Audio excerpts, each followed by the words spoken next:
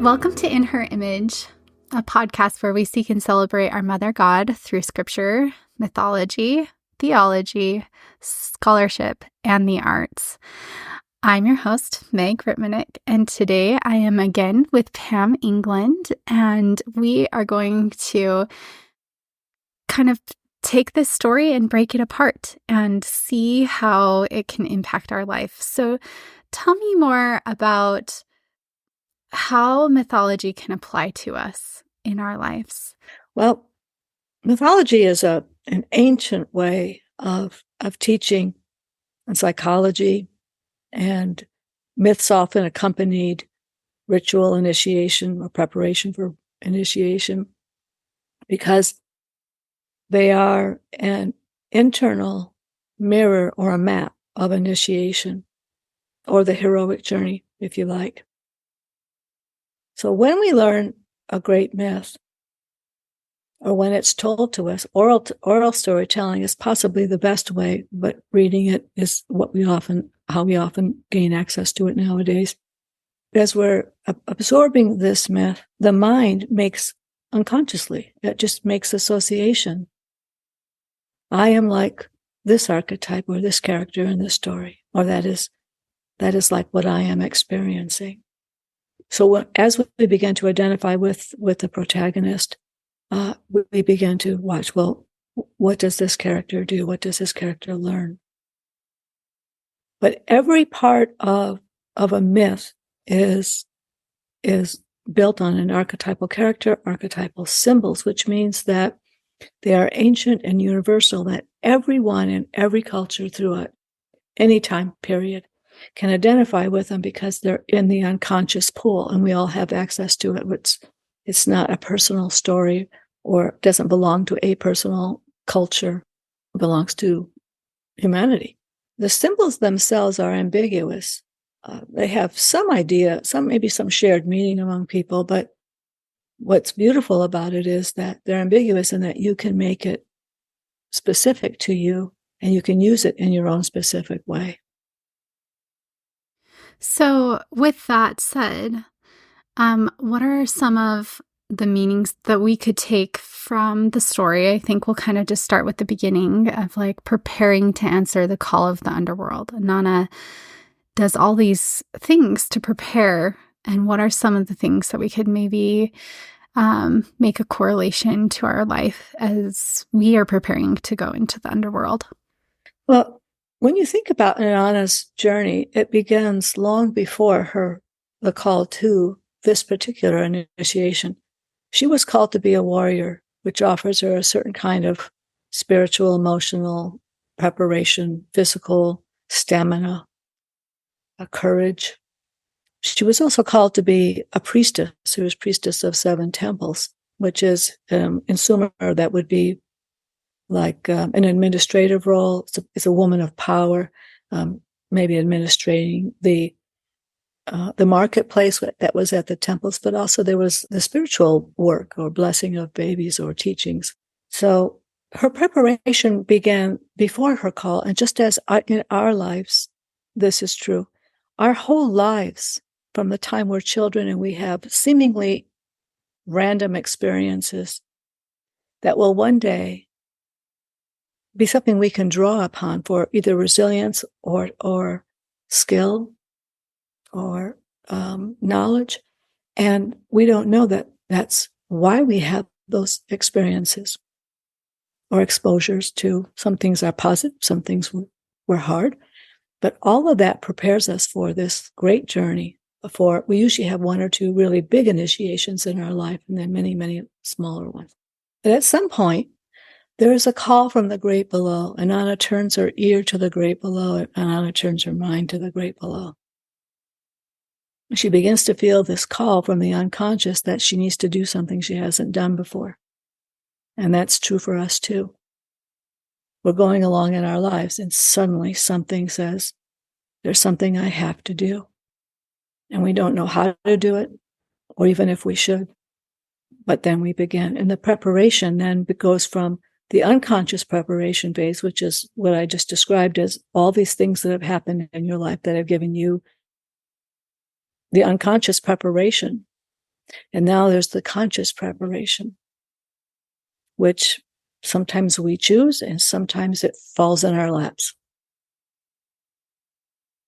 So, yes, I feel like some people get to choose that call and like when they want to approach it, and some people are forced into that call. It's true. Circumstances arise that precipitate it.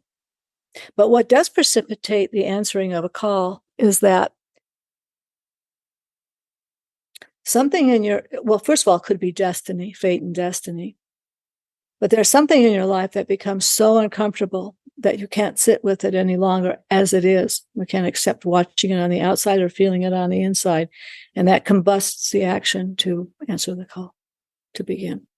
How can those that feel like they never, because in Inanna's story, she has so much time to prepare, and she dresses herself with all of her garments and her breastplate and all of these things to prepare for her descent into the underworld. And I feel like some people may feel like they didn't have the time to prepare. They just weren't prepared to go into that descent. And how can they find peace with that? Do you have any answers for that? Because I feel like that's sometimes a question that I have had and maybe others have had. Well, I actually believe that while in the story, there's a structure of her putting on her 7 May, so it seems very structured. In some way, every human being has been collecting their May and trying them on. It's just that they weren't conscious of it. It wasn't directly related to beginning. Most of the initiations we have are not quite as clean cut as this story, that we're stumbling into them, and we don't even realize we're in an initiation until after we hear a story or it occurs to us something big just happened and I'm changing because of it. And that could be way, way after the ordeal. We might not even realize the ordeal is an initiation. We just think it's bad karma or something. So I think everyone, if you're feeling surprised by having to do something you didn't expect to do and didn't want to do, never planned to do, and you're thinking of this model or this story, just ask yourself, what in my life has prepared me to do this?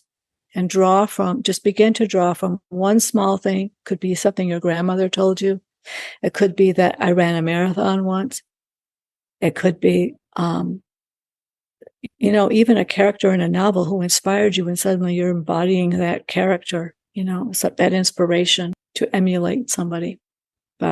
Biographically, could be any number of ways that you begin with something inside of me. One of the best descriptions of a warrior, archetypally speaking, is she who knows what to do when she doesn't know what to do. That came from a book called The Craft of the Warrior by Spencer. I think that is one of the best ways of tuning into. There's a part of me that knows what to do, even though I don't know what to do, and I don't know if it will work, and I don't know how it will turn out. I'll begin there. I love that. Tapping into your higher self, that eternal part of your spirit that does know, and tapping into your divine team that is there to support you and help you as you go through these descents into the underworld. That's really beautiful. What is the meaning of Ninshubur? Well, Ninshubur is Inanna's, as they say, faithful maidservant, or her best friend, her companion, her advisor. But archetypally speaking, and that appears to be on the outside, but in mythology, all of the characters in the story are parts of yourselves inside. So it appears that she's a character on the outside, but it's really a part of you on the inside. So it's a part of us that could be our conscience, as you said, your higher self, the love warrior, the sage inside of you. And so when we're called to do something we've not done before and we don't consciously know how to do, we may access this part of ourselves. Now, there's another way that the Greeks called it the daimon. Native Americans, I think they call it the double. Catholics, I was raised Catholic, they call it the guardian angel. So there's also a part of us that when we're born, we're given a guardian angel or a daimon. That comes from, the daimon is written about in Plato's myth of in which it's a powerful story. I think everyone should read it. That explains that before we take birth, we go through a process of picking a lot in life. And as we go through the three fates, who spins and weaves and cuts our thread and what our life will be, we're given a daimon. And that daimon is this like a spirit or like an ancestor would be another way of thinking of it, that goes with us through our life. And whenever we start to stray from our destiny or our purpose, the daimon redirects our attention or creates a situation in the world that something will happen that will redirect your life and set up what needs to happen so that you will fulfill your destiny. So that would be sort of like the ninja character, this part of you that is in you or around you that ensures that this journey will be complete. And it can also be one more thing. Now, in the story, Ninja, when she hears that Inanna is about to go to the underworld where she might not return. And by the way, whenever you begin an initiation, there's always a risk you won't complete it or you won't return from it. And it's definitely a guarantee if you're initiated, you won't return the same. The you who left to do the initiation won't be the you who returns. That's just guaranteed. But, sometimes I would think of an Ninja as the doubting part of ourselves, the inner mind, conscience or something, or someone in your village that says, "Are you sure you should be doing this? This isn't safe. You don't have to do this. Do something else." And when that doubting voice comes up, it's part of the refusal of the call. It's part of the checking. And maybe it's even the ego strength to really make sure that you're ready, that you've done everything you can to ensure your safety and safe return. Really kind of organize yourself around preparation. So it's not a bad thing. Some people will, when they hear the voice of doubt, whether it's from within or from without, they can tell themselves, well, if I'm in doubt, I shouldn't do it, or it must be wrong. But in fact, it's just part of, you're about to do something that part of you will die in the course of doing it. And unconsciously, you already know that. So naturally, you pause. It's a pause before action. Yes, I love that as well. Identifying those inner voices and those voices from our community that maybe are trying to stop us from making that progress or doing something that they perceive as dangerous or scary, or that you maybe feel so called to do. Or something they wouldn't do because they're not being called to it. It's not their initiation. And they project that since they wouldn't do it, it's not wise and you should also not do it. I mean, there's all kinds of layers of the psychology around this, but really we can reframe that using the initiatory model. Yeah. So what are some ways in our own life that we can reframe that and kind of go through approaching those warnings or negative self-talk and overcome them? Oh, well, that's a wonderful question. And I wondered about that for a while, too, when I was thinking of having a ritual for every part of the story for people to participate with the story. And one was, I called it the Ninja process. So in the Ninja process, I call it, we would also follow in the footsteps of Inanna, our priestess, our teacher. And when her faithful maidservant had doubt and said, please don't go. If you go, you won't return, or you won't return the same. What will happen to our relationship? Please don't go. You don't have to go. It's too dangerous. And her pleading was so from the heart. And Inanna heard that. And instead of brushing her off or feeling unsupportive or judged, she heard love. And she knew that the person who most was trying to protect her was the one she could most trust to help her return. Now, one of the qualities of a warrior, archetypal warrior, is that before they go into battle or into an ordeal, they always prepare for their return. That's one of their tasks of preparation. If we know we're going into something, as you mentioned, sometimes we don't know we're going into something. But when we know, we can do that task. And so she says to Ninshubur, you cannot go with me. And it's true, I may die, but a part of me will die if I don't go. So I must go. But you're the one I can trust to ensure my return. So she gave her very specific instructions to make sure she was called back from the underworld if she couldn't get back on her own power. Now, telling that part of the story to someone who you're helping, who is about to go into an initiation such as childbirth or maybe a very serious illness or life change, you take the person you feel least supported by or who is most resisting your change or your decision, and you take them aside and you say, because you love me so much, I'm trusting you to do something for me because you will be watching for my return like no other. I'm going to give you a really special job because other people won't be watching. And you find out what it is that Ninshubur in your life, what quality they have that could be supportive to you. In other words, if someone is really good at cooking and loves to cook and cook for you, ask them to make a special meal for your return or to feed you during your ordeal. Or if someone's an herbalist, ask them to prepare, a bouquet of herbs for your recovery or return. So they are busy during your ordeal, which they can't stop you from doing. And they can't control the outcome of it. They're busy doing something to feed and nourish you. So they're participating in your journey rather than resisting it or feeling powerless or blaming themselves for not stopping. You're bringing them into the village to share in this initiation. Someone who may be very religious or prays, they could be asked to pray for you or light a candle and to really pray for you during the ordeal or the difficult part of the return. So they are participating rather than being left out. I mean, that's part of the reason people worry and resist is because they feel powerless to protect you or to stop the bad thing that could happen from happening. So if they're doing something to support you, they're engaged rather than wringing their hands, not knowing how to help. I have heard a lot of very beautiful stories from this ritual, and people see in the olden days when an initiation was going to occur, there wasn't an initiate being initiated while the village went about its business and was untouched by this initiation.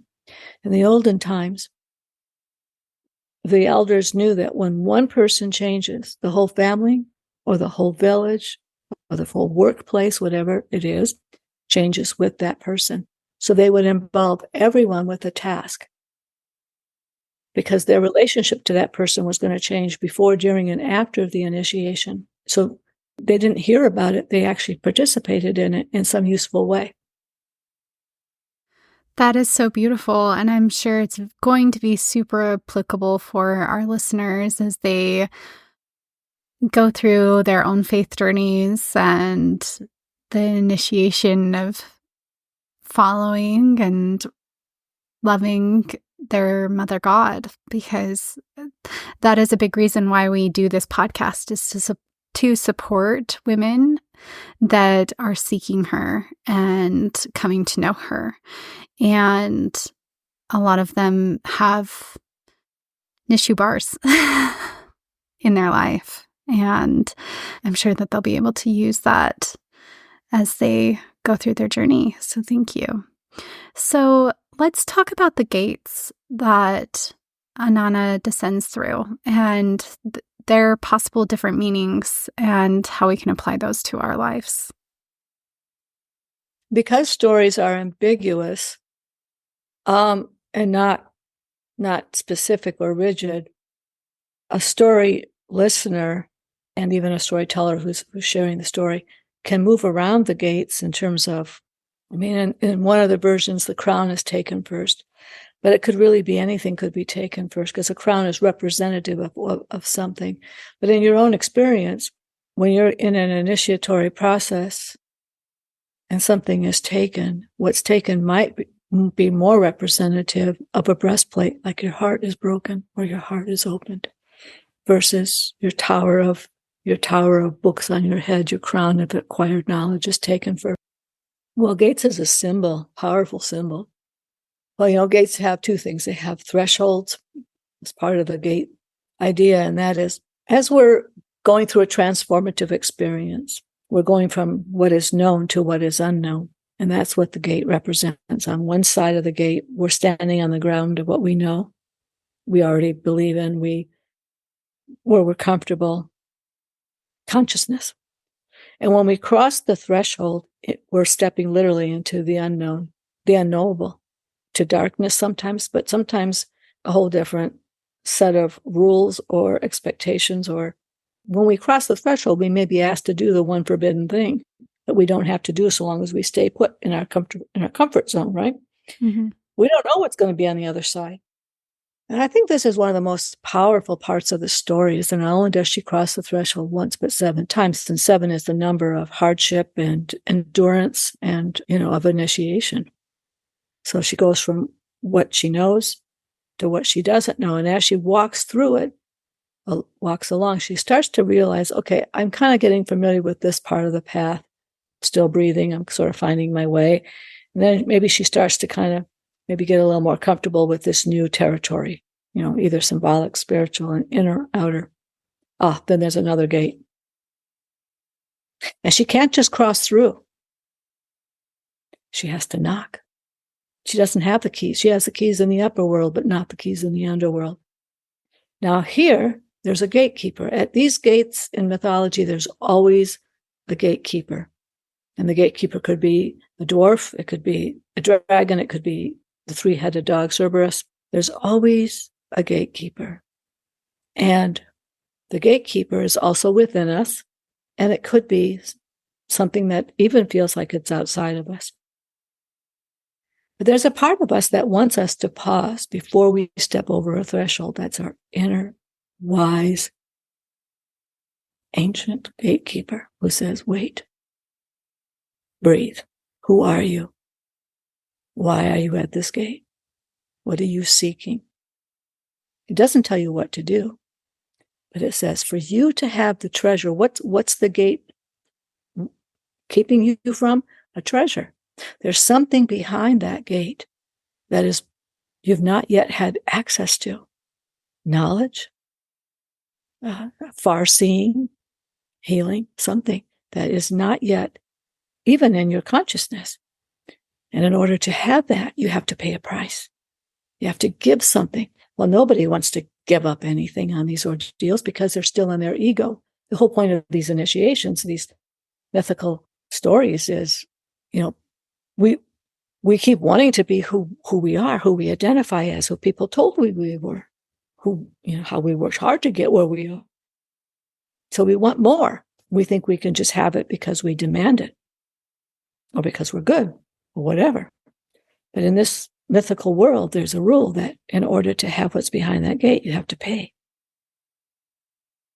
And there's different ways of paying. It's a sacrifice, in the religious terms. It's a sacrifice. To have this must be given. Now, because we won't give it up, as I was saying, Bidu in this story, which is why I love it, he takes it. He just plain takes it. And people will change the story when they're telling it. They'll act like she gives it up or she chooses. She does not choose. She did not give up one thing. It was taken and she protested every single time. And it didn't matter. You have to pay. Now, if you go to other stories like Psyche and Eros, Psyche is told to give Cerberus to bring along. She's prepared for the Cerberus 3-headed dog. She's told to bring 2 barley cakes, give one on the way in so you can pass through because barley will make the dog sleepy. And don't eat the other one no matter how hungry you get, and don't lose it.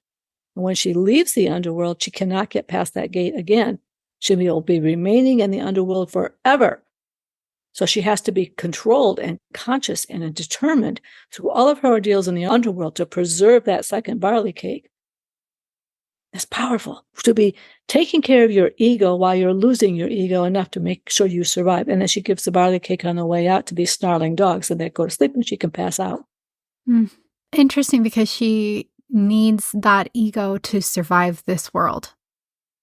Like we almost need that ego, or in like the theology that a lot of our listeners are familiar with, it's called the natural man, right? You need that part to survive this world. You have to hold on to a part of it as you're going through this refining process. Exactly.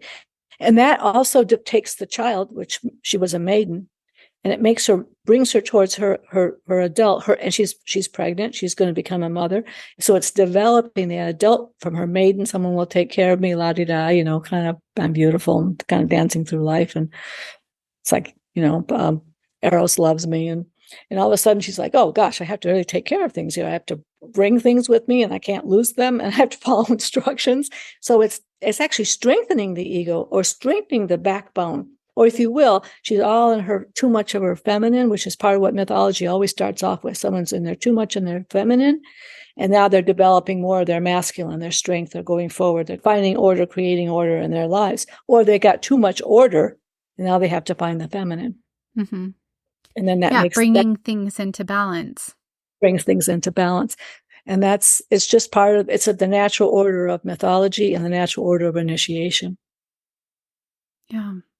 So can we talk about the meaning of different things that may have to be given up as we pass through those gates, and the meaning of her crown and her lapis beads and her breastplate, and what those different things could maybe mean to us? Sure. Well, each of us should, if we love the story or want to experience it, is make a list of her 7 May and make the associations we would give the crown, the lapis necklace. And also you can look up the meaning of lapis, or the meaning of, well, you don't want to look up the meaning of crowns because it will be probably very European. We need to stay with the period of time where the story came from for it to have any relevance, I think. But anyway, so make up your own associations, and even try to imagine trying to walk with a crown, or it forces you to have a certain kind of dignity and, kind of poise. You can't be la-di-da, your crown will fall off. There's a weight on your head. So, and what else does it do? People notice it. And when they notice it, what relationship do they have with you? So you want to sort of explore each of the symbols, and then imagine, now in my life right now, I'm in an ordeal, or I just got back from one. What could the crown represent? It's on your head, so it might be something that has to do with your beliefs, acquired knowledge. Maybe it has to do with thinking you're a princess, and now you've just lost your crown, and you're, you're an ordinary pauper or something. I don't know. But so what does it mean to have it? Who are you without it when it's taken? So the crown could be, universally, it might look like a symbol of power to most of us. And so in my way of thinking, it's a stack of books. It's a stack of acquired knowledge. It isn't even really our experience yet. And we have a phrase in our society that says knowledge is power. And we have an illusion that the more we know, the more power we have, the more we can pick and choose and succeed. And there's probably some truth to that somewhere, but it's not absolute truth. So when we are going through the journey of the underworld, or the labyrinthine journey, you can imagine that corridors become narrower, ceilings become lower, and we have to bow in humility just to get through the ordeal. The crown falls off. In other words, at some point in your ordeal, everything you thought you knew about the world or the situation you're in doesn't apply. There comes that moment where either you can't think, or everything you were told just isn't true. And this is the defining moment of the shattering. And now you're again, it's more the same from the known to the unknown and the unknowable. It's all of these are representing that. Who am I with it? Who am I now without it? It's the theme throughout the whole story of Inanna. The breastplate for me, we used to make them we would have Inanna ceremony, like 3-4 days of making Inanna puppets, making Inanna costumes, Inanna art. We would have various ways of doing. We would do an Inanna play, so we would all have to dress up in some part.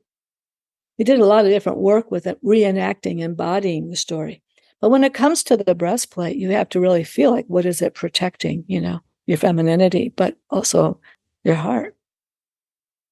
And in that day, when you put on a breastplate, it probably was to protect your physical heart, but for us, it would be to protect the psychic heart, the emotional heart. We guard our hearts. We guard our hearts so much. And we don't even know how guarded our hearts are. And the vulnerability of being in an ordeal or coming to a near-death moment or losing something, it's like the unbearable feeling of loss when you lose something or someone. It's just absolutely unbearable. The breastplate falls off. You don't say, okay, I'm going to give up my breastplate now so I can have a really meaningful experience. Nobody does that. You try. But the real moment of it is when you just come to that threshold again, and could be wailing, absolute gut-wrenching wailing.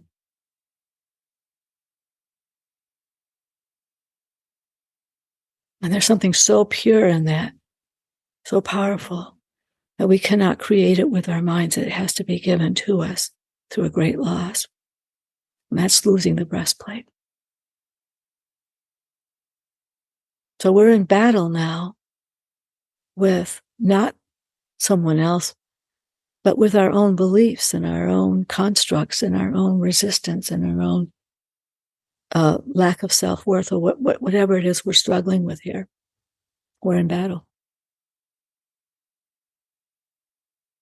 When I think about the robe, Inanna's robe, I think about how we cover ourselves in so many ways. There's a mask for our face and our personality, but we also cover with the kinds of clothes we wear. We don't want to be seen. We want to be seen and we don't want to be seen. And there's all kinds of ways of covering. To be invisible. The way we choose shadows or clothes.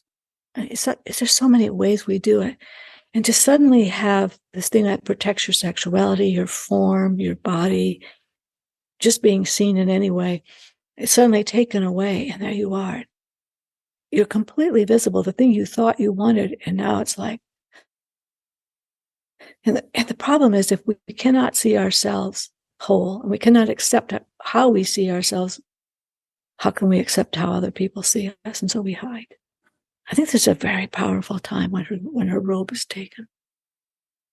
If she's a queen, she can cover herself from the other people. She can be special. You take off the robe and you're like everyone else. I especially love how you said, once we take that off, like, we are completely visible to everyone. Mm-hmm. But like, it also makes us so vulnerable and able to see others as they truly are. With all their broken pieces too, and just being able to offer them so much grace and love when we're able to get to that vulnerable place. That's exactly what happens in these initiatory myths and experiences. People talk about how experiences empower them, particularly in childbirth. Oh, they're proud.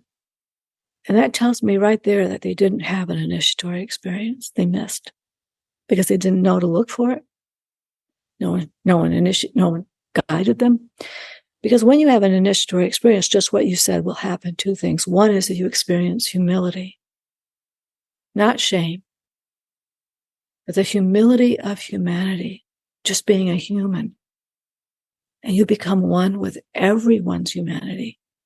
And you develop the heart of compassion. Because once you see yourself and really embrace what just happened to me, how I really felt, not how I should have felt or I hope people thought I felt, but how I actually felt. When you see someone else like that, you're seeing yourself in them. Because you accepted yourself and loved yourself, you accept and serve them. But before these initiatory experiences, wow, I just had this image of the breastplate. The Toltecs talk about the book of rules that we're given when we're growing up. I always imagine writing it on the back of my heart with a number 2 pencil, because you're about 7 or 8 when you start making up all the rules for being a good human, for being lovable, for belonging, for being responsible, for not being shunned. There's all these rules. And we're unconsciously learning all these rules so that we'll either will fit in or we'll be safe, we'll be wanted. Now, I just saw it as a breastplate. That book of rules is actually like a breastplate. And when the robe falls off and the breastplate falls off, the book of rules is like, maybe the pages are falling out and flying all over the place in some kind of a powerful ordeal. And you're like, you don't know what the rules are. You don't know who you should be. You don't know who you shouldn't be. And there's this great disruption in your psyche. Like, whoa, someone just pulled the rug out under my feet. And you're trying to pick up the papers on the floor. Wait a minute. How should I feel? How should I get over this? How can I get back to who I was? How can I get back to normal? But the wind blew away those pages. And this is a great disruption.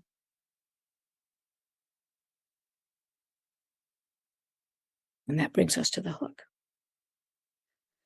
Sorry, I am just being so emotionally touched by everything you're saying. Those rules and everything you believe that you formulate as truth in your childhood from a very childlike perspective, right? They don't carry merit. They don't serve you into your adult years.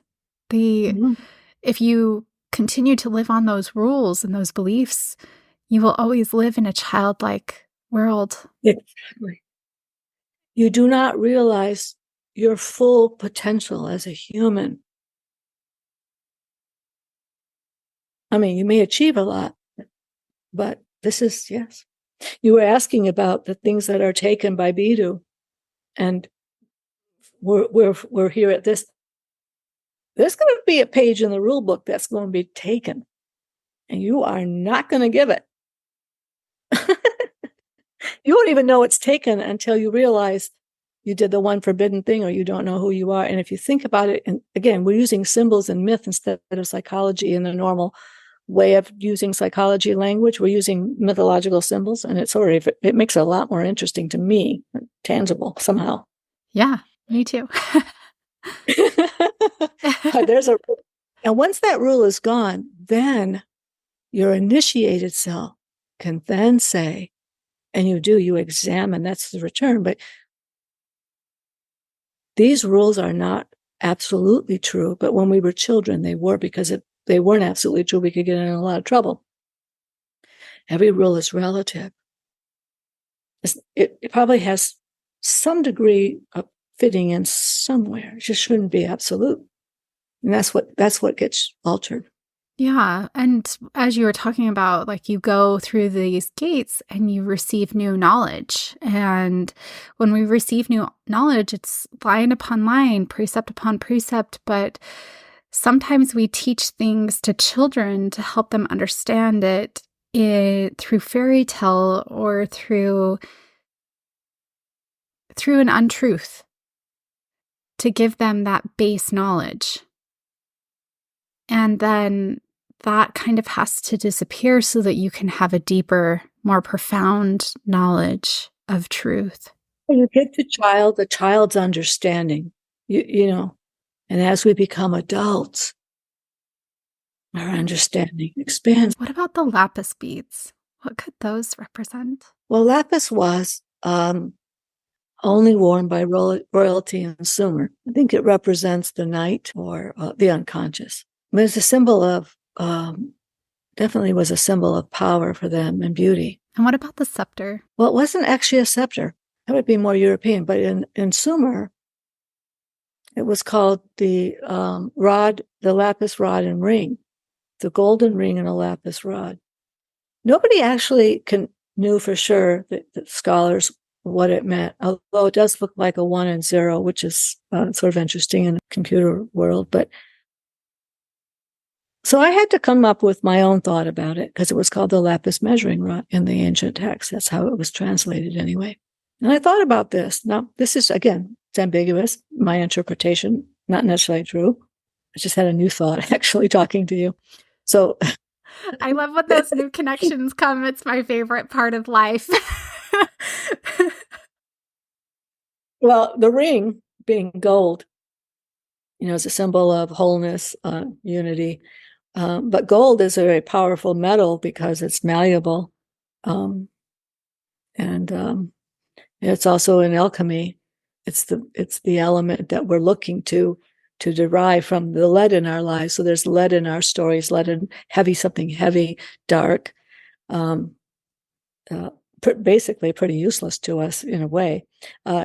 Lead, we had this hard experience and we're bitter. I got lead out of that and I wanted something really meaningful. Well, inside of the gold, there's a thread of, inside of the lead, there's a thread of gold or silver.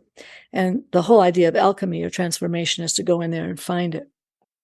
So that's the ring, but the lapis rod, the measuring rod, I've always thought of it this way. When I was exploring I started with my birth story, and then I've used it on a few other experiences in my life. I always noticed that we all have a way of measuring how close you can come to me, or how close I got to my goal, or how much I succeeded or how much I failed. There's a way of we measure everything instead of just experiencing it. Yeah. As it is, or was, or will be, in fact. So there's a lot of measuring, and especially in my birth story work, there's a whole lot of the value people get out of a powerful experience is based on maybe what other people think, based on what they expected would happen, or they were told should happen. Instead of examining what did happen, they only compare and contrast it to really the child's expectation. Now they're actually been initiated, but they don't know it yet. They keep using the short stick instead of knowing that this thing has an infinitely long stretch to it. So I don't know. It's a cool symbol, but you can see she's holding two when she comes back from the underworld. Usually she's just holding one. It's interesting. I was just thinking about the symbol of a circle. And in the tradition I grew up in, the symbol of a circle is the symbol of eternity. And in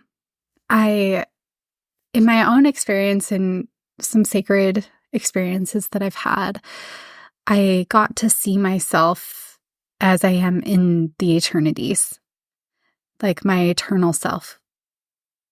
But I had been projecting a part of myself into that eternity that was not in line with who I really am.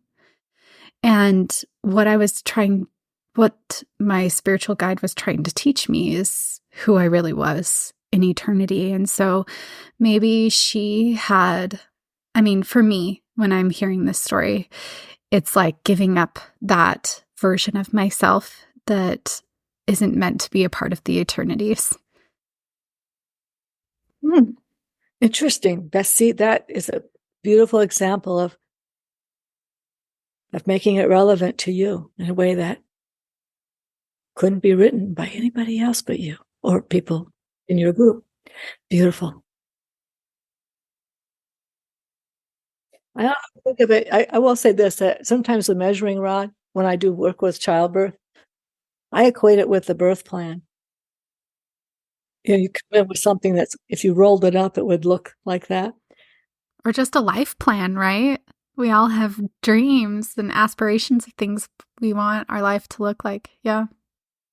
Or a healing plan if you get very sick, like, this is my idea of how I'm going to recover or something, or have restitution, they call it in the healing world.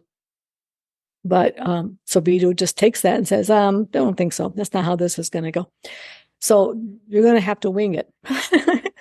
It's like, oh my God, I don't have a plan. It may not go how you think it should go. I think Buddha must be laughing at all of us humans. Right. Absolutely. Oh. So then she enters the underworld and she's killed. And she hangs on this hook, just dead flush. What does that mean for us? Or like, what are some things we could take away from that part of the story? Well, it's a very shocking part of the story, but she is entering the liminal phase of the initiation. Now, the liminal phase is the in-betwixt and between place. It's neither here nor there. It's completely unfamiliar to us. And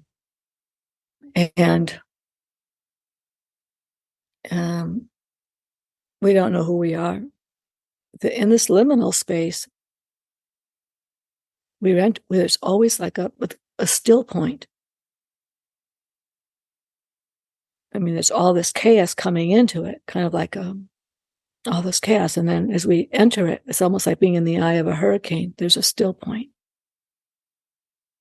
And in that still point, we see the thing that actually called us. The part of the story that is really profound to me in the Inanna story is when she goes into the deepest cello of the underworld and she looks into the eyes of Ereshkigal, and she's given the look of death, and she dies.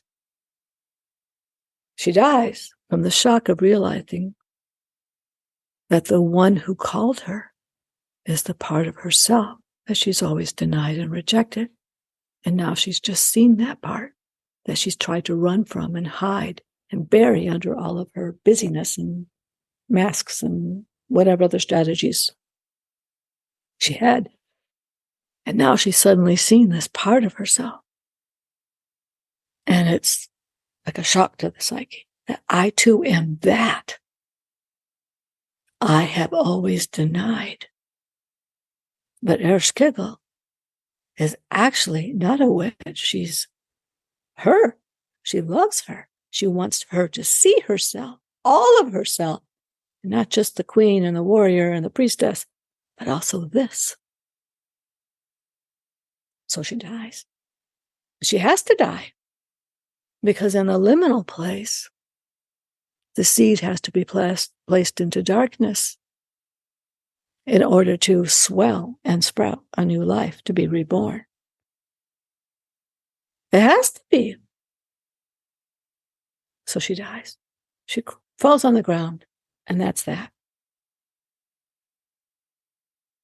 Now, not quite, but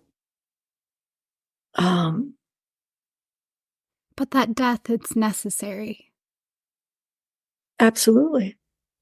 And it's a death of an idea, of a rule, of a mask, of a role in life, habit. I'm trying to make it concrete so it's not mythical right now. Yeah, exactly. And also like looking at that side of yourself that you've never looked at, or like that shadow side of yourself, and learning from it and listening to it and becoming it, embracing it. It's actually more than learning from it, which is still separate. You become it. You embody it. You bring it in instead of keeping it there. That's why it's so powerful. You are it. How do you do that? without, I mean, dying, literally, like there's parts of myself that are full of so much light that I just never want to die. And the idea of that dying terrifies me, right? Well, this is what the spiritual teachers call dying before you die. You've heard that before. Yes. Die before you die. This is it right here.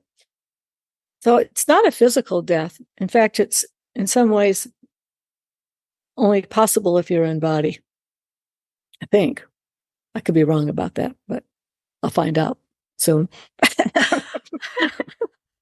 But when you're in body and you have the death before death, then you can have the rebirth before death and experience the transformation and live it, embody it. And when you do, the whole world does with you, because when one person gets, a growth surge like that, not only do people around you get the growth surge in some way or another, but the universe feels that kind of like a pulse, like, oh, yeah, somebody just woke up. And I kind of want to expand on that from my own upbringing and the tradition that I was raised in. We believe in a spiritual death, and we believe that Jesus Christ is our savior from spiritual death. Mm-hmm. But like pulling this part into the story helps me understand it so much more deeply and in truth, I feel like, because that spiritual death is part of the process. I think a lot of people fear it and try to do everything in their life to stop that from happening and don't want to approach a spiritual death. They don't want to experience that in this life. They don't want to go through a faith journey or a faith crisis or anything like that, or they just don't want to be separated from God in any way, shape, or form. And so they constantly are praying or reading their scriptures or doing certain things to prevent that spiritual death. Interesting. I had not thought of that before. So I'm trying to feel into that with you for a minute, because it's a new. No one's ever said it to me quite that way before. So what is it, if you can add to this, what is it that one thinks will happen if you have a spiritual death? I think that they're trying to avoid separation from God. Isn't that impossible to be separate from God? Isn't the teaching that? You'd think so. There's a lot of interesting, conflicting theologies that happen inside of the tradition I grew up in. What's happening between us is actually part of about the mythic, using mythology, and mythology as ceremony and initiation, is self-inquiry. So what we're doing right here by asking each other questions. What does that look like? What is it exactly you're afraid of? How would you know you were separate? How would you know you weren't? I mean, these are the self-inquiry is what we do to make to find meaning in the shock, in the liminal space that we just went into. But people do try to avoid the liminal space. I mean, in all kinds of ways, like, people who get very, very sick, sometimes there's medical people, but also patients in our culture. We don't know how to say, well, what is the meaning of this sickness for me? And supposing I die, who dies? Supposing I get well, who got well? What we focus on is restitution or recovery, so we can go back to whoever we thought we were.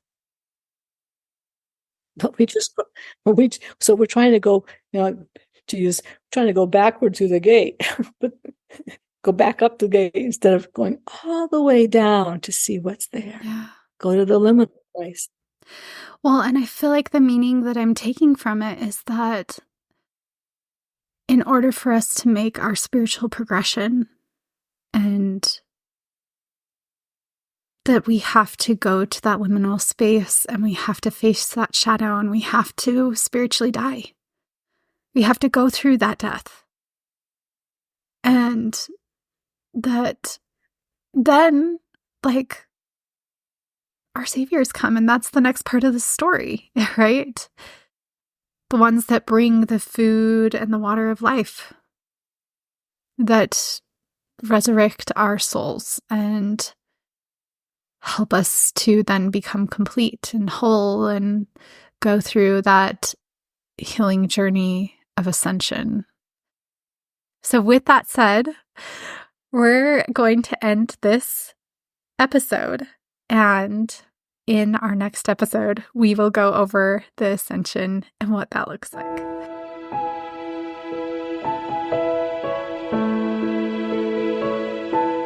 Thank you for listening. I hope you enjoyed this inspiring episode.